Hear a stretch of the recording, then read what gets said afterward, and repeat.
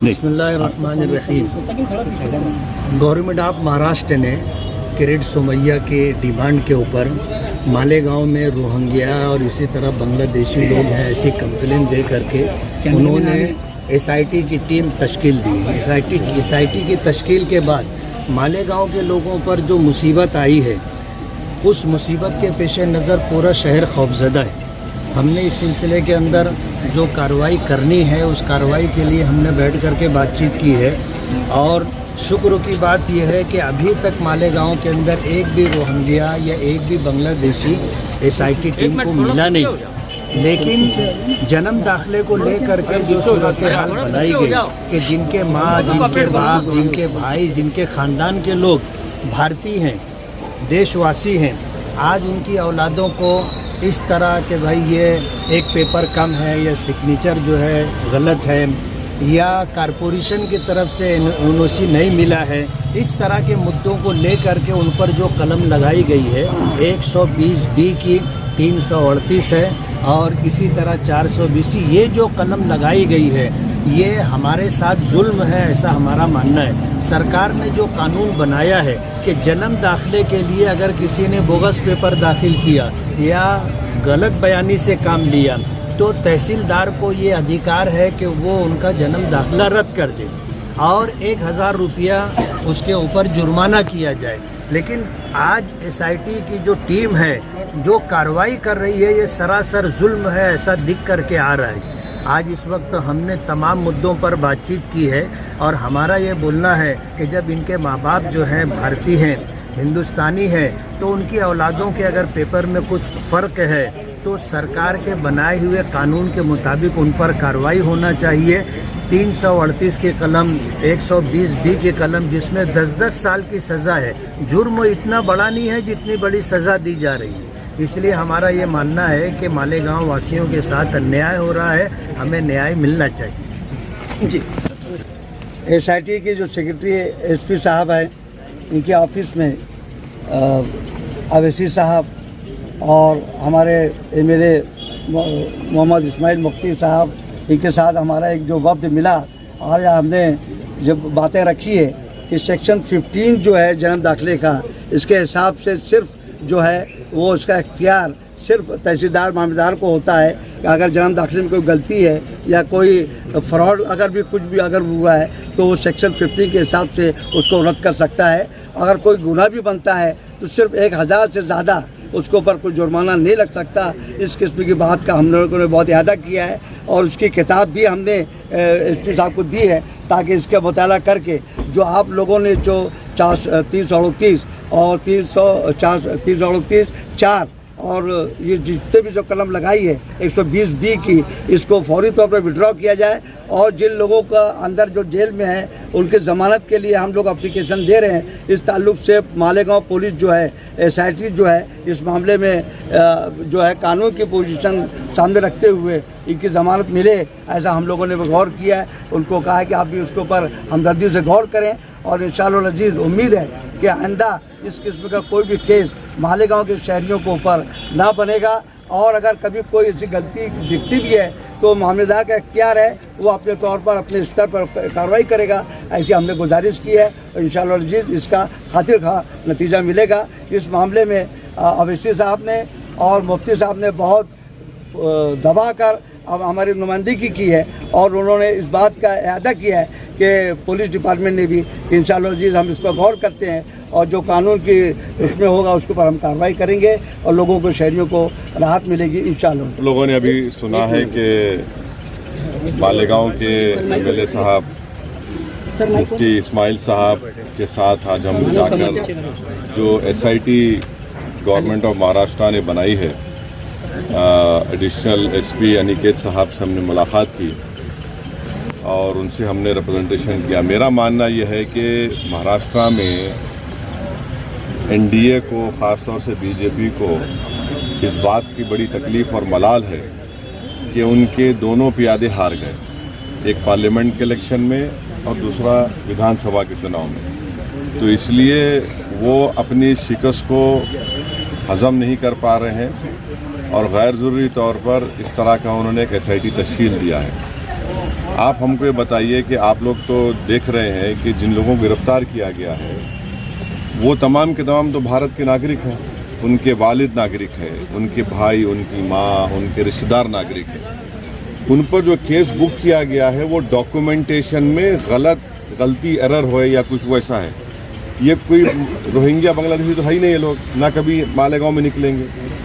हम महाराष्ट्र के मुख्यमंत्री से ये गुजारिश कर रहे हैं, उनसे रिक्वेस्ट कर रहे हैं कि अननेसेसरी आप पूरे मालेगांव को क्यों सजा देना चाहते हैं।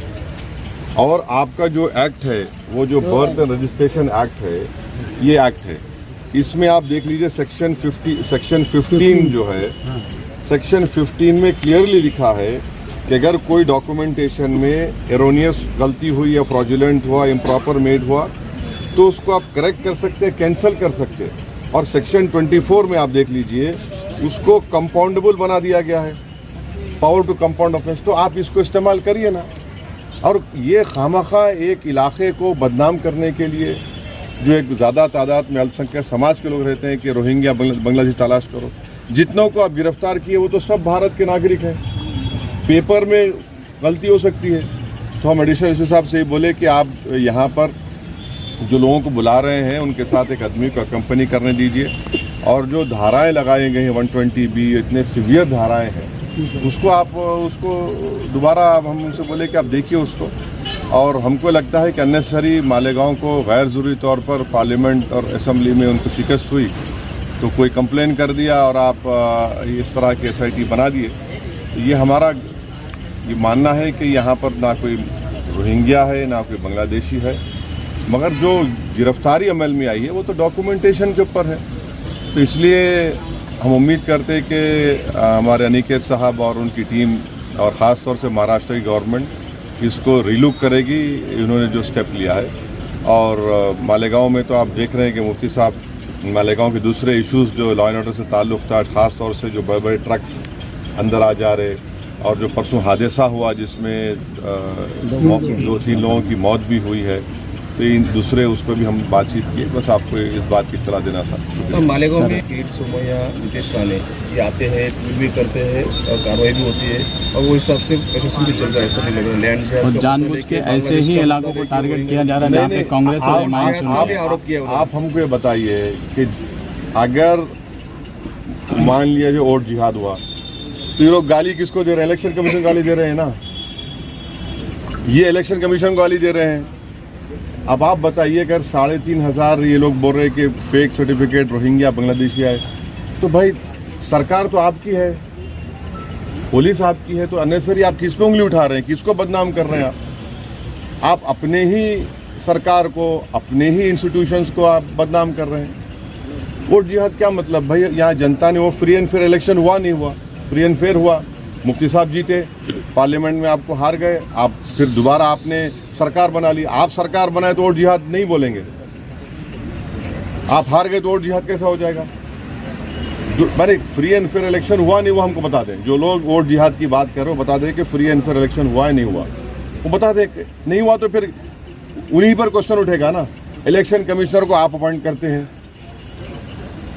चीफ इलेक्शन कमिश्नर को आप अपॉइंट करते हैं, पूरा पॉलिटिकल गवर्नमेंट एजेंसीज आपकी हैं, तो फिर ये तो आप तो सिर्फ नफरत कर रहे एक समुदाय से और एक इलाके से, बिल्कुल गलत है ये। सर अभी हिंदू सकल संतगढ़ प्रोग्राम हो रहा है जिसमें 2008 में बम ब्लास्ट में साधु प्रज्ञा सिंह को मालेगांव लाके सम्मानित करने की बात हिंदू समाज की ओर से की जा रही है, इसको आप कैसे देखते हैं? देखिए, हम तो सिर्फ यही कहेंगे कि इतने लोगों की मौत यहाँ पर हुई है और उसमें एक्यूज हैं वो, आप ज़रा उन मरने वालों का तो ख्याल रख लीजिए।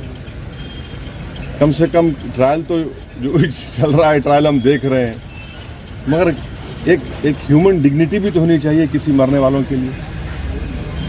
आप ज़ख़म पर नमक नहीं बल्कि ज़ख़म को खोलने की आप कार्रवाई कर रहे हैं, तो गलत है ये। तो इसको तो पुलिस से हम रिक्वेस्ट करेंगे कि इस तरह के प्रोग्राम्स को वो देखें और करें, उसके बाद अपना डिसीजन लें।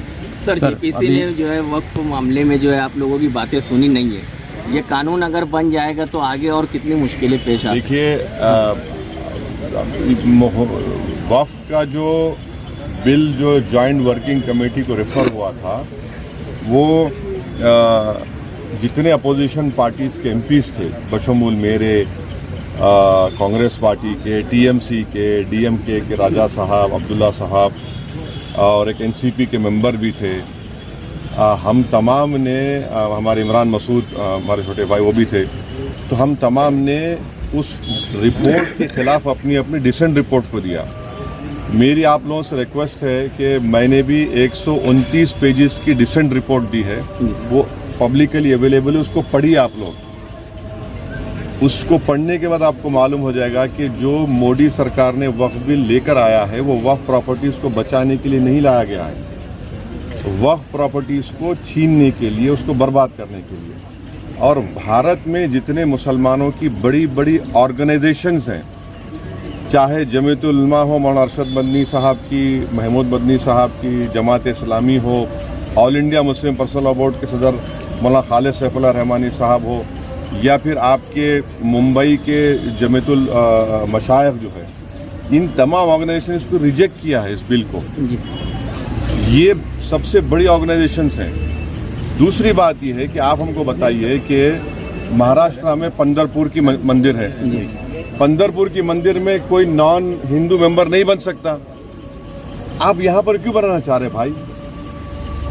और वक्फ की प्रॉपर्टीज जो है वो गवर्नमेंट नहीं दी, वो हमारे बुजुर्गों की खून पसीने की गाड़ी कमाई, वो दान दिया अल्लाह के नाम पे। और अगर कोई मुसलमान वक्फ की प्रॉपर्टी अल्लाह के नाम पे दान देता है तो उसमें उसकी औलाद का शेयर नहीं रहता, क्योंकि वो ऊपर वाले अल्लाह के लिए दे दिया गया है। आप बोलते नहीं वक्फ वाला औलाद में बच्ची का शेयर नहीं मार खाया जाएगा, कोई भी दान देता है। तीसरी बात यह है कि उसमें वक्फ बाय यूजर निकाल रहे।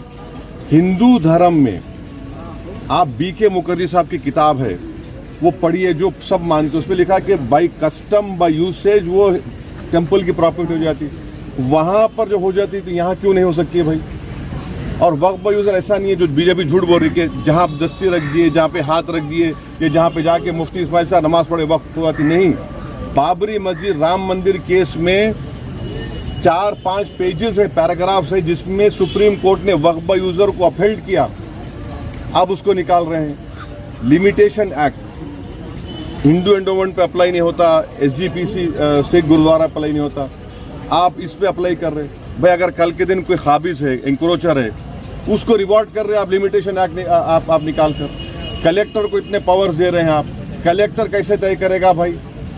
कोई अपने मामले में जज बन सकता है क्या? बोलिए आप, वो तो नेशनल जस्टिस के खिलाफ है। और उस बिल में ये भी लिखा गया कि अगर कोई भी जाकर कलेक्टर को दरख्वास्त दे दिया कि मालेगांव की मस्जिद जो है वक्फ नहीं है, तो कलेक्टर अगर इंक्वायरी ऑर्डर कर देगा तो इंक्वायरी कंप्लीट होने तक वक्फ की प्रॉपर्टी नहीं रहेगी। आप समझ रहे इस बात को? माने ना टाइम लिमिट है उसमें। तो जितने अमेंडमेंट्स लेकर आए हैं, अच्छा उसमें और एक अमेंडमेंट लेके आए कि भाई 5 साल तक जो मुसलमान इस्लाम कबूल करता है और 5 साल तक दान नहीं दे सकता। अब उसमें क्या लिख रहे हैं? उसको डेमोन्स्ट्रेट करना पड़ेगा। क्या डेमोन्स्ट्रेट करना पड़ेगा? मुफ्ती इस्माइल साहब देख के बोलेंगे हाँ ये नमाज पढ़ रहा, एक्सेप्टेबल होगा मोदी साहब के लिए? ये दाढ़ी छोड़ना डेमोन्स्ट्रेशन है, उसको डेमोन्स्ट्रेट करने के लिए, उसके रिलीजन के लिए? क्या रोजा रहना डेमोन्स्ट्रेशन? आप कौन होते भाई? अच्छा वो 5 साल तक नहीं दे सकता मगर किसी और धर्म को दे सकता, वो उसमें लिखा हुआ है। तो ये आप वक्फ प्रॉपर्टीज को बचाने के लिए नहीं ला रहे हैं, ये वक्फ को बर्बाद करने के लिए, वक्फ को छीनने के लिए, मस्जिदों को छीनने के लिए, कब्रस्तान को छीनने के लिए, इवैक्यू प्रॉपर्टीज जो वक्फ हैं हजारों एकड़ में ख़त्म करने के लिए। आखिरी बात यह है कि ये जो झूठा प्रोपेगेंडा बीजेपी फैलाती है कि 13 लाख सबसे बड़ा तीसरा बड़ा रियल एस्टेट है, मैं आपको बता रहा हूं कि तमिलनाडु, आंध्र प्रदेश, तेलंगाना और ओडिशा के चंद प्रॉपर्टीज को मिलाए तो यहीं पर 4 प्रदेशों में 14 लाख एकड़ जमीन है। मैं यूपी, बिहार, राजस्थान को नहीं मिलाया हूँ, महाराष्ट्र को नहीं मिलाया हूँ।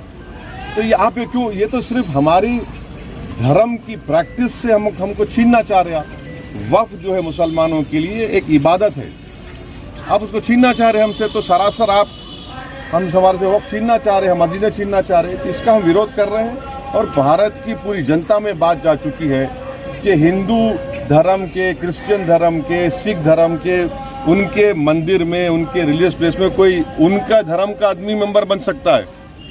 कोई नहीं बन सकता। यहाँ क्यों बनाना चाह रहे? तो ये एक नफरत है।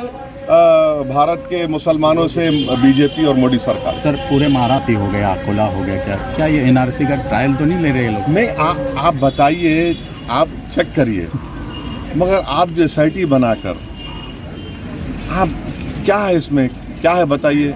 डॉक्यूमेंटेशन में फ़र्क है। अब मिसाल के तौर पे आपके कितने बच्चे हैं? 2 है ना। आप भारत के नागरिक हैं, दूसरा बेटा भी नागरिक है। जो दूसरा बेटा है उसके डॉक्यूमेंट फ़र्क है तो भारत का नागरिक नहीं हुआ क्या वो? तो वही तो हम बोल रहे हैं ना भाई, उस बात को समझने की ज़रूरत है। अरे भाई, तुमको रोटी सेकना है तो और जगह सेको। आप किसी एक इलाके को, एक समुदाय को इस तरह परेशान करना ये गलत बात है बिल्कुल। सर महाराष्ट्र अरे कहाँ कमाल, इतना बड़ा मुफ्ती हमारे बाजू एक ही MLA आएगा सर आपके, एक ही MLA आपके चुन के आएगा। 2 in 1 है ये, एक MLA चुन के आया। हाँ तो ये अरे भाई, जंगल में एक ही शेर होता है ना।